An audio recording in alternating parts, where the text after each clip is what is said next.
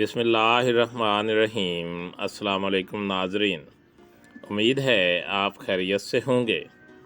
Welcome करते हैं एक बार फिर आपको आपके अपने यूट्यूब चैनल दारुल हिकमत उर्दू पर एक नई वीडियो के साथ। दोस्तों, आज की हमारी वीडियो का मौजू है जल्दी अमराज, यानी कि फोड़े, फिंसियाँ और ज़ख़म।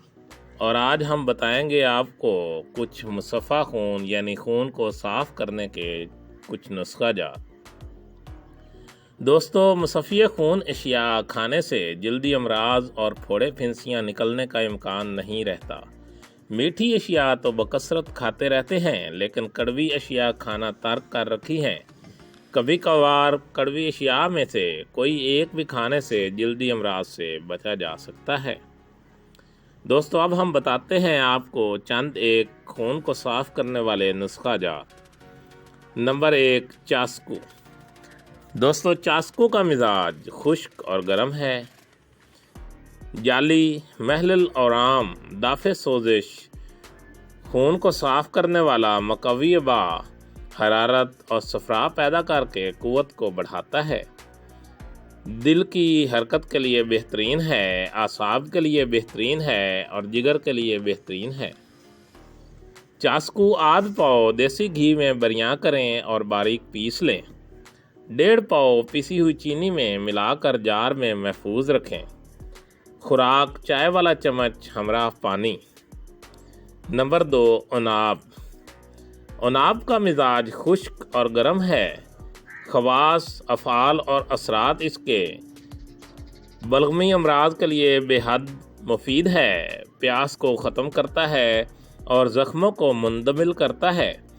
5 से 7 दाने रात को पानी में भिगोकर सुबह इस्तेमाल करने से तमाम जल्दी अमराज, फोड़े फिंसियाँ और खून को साफ़ करता है।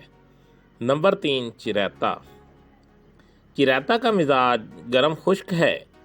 खवास और अफ़ाल, मुसफ़ी खून है, मुहल्लल और आम है। कीड़ों का कातिल है, मकवी मैदा और दिल है। बुखार को दफ़ा करता है, काबिज़ है और औरतों के हैज़ को लाता है।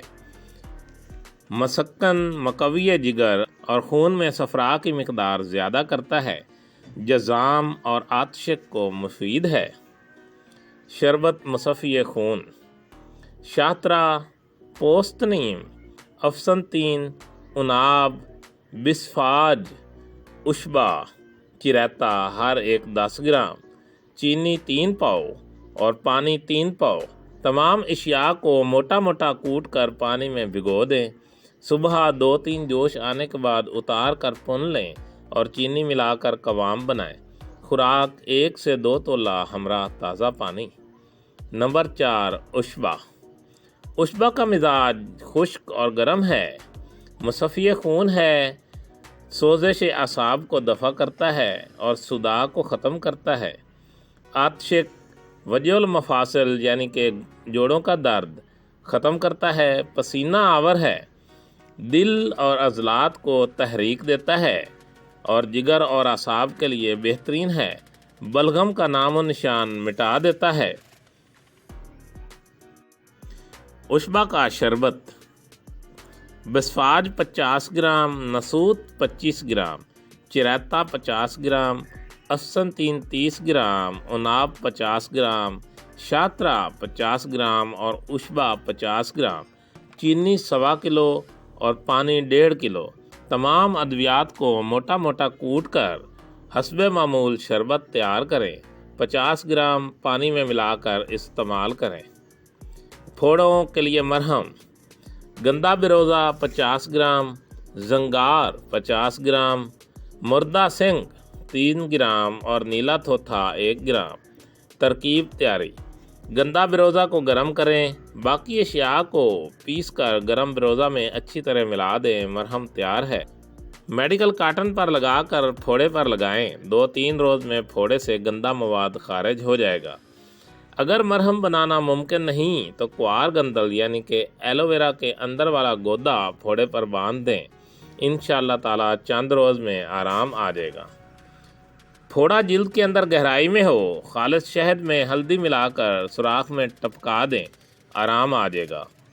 موقع میں سے گندا مواد خارج ہوتا رہتا ہے تو ہومیوپیتھک دوا تھوجا 1 ml 1 گھونٹ پانی میں ملا کر 5 قطرے ملا کر ہر 15 دن کے بعد تقریباً 6 ماہ تک استعمال کریں۔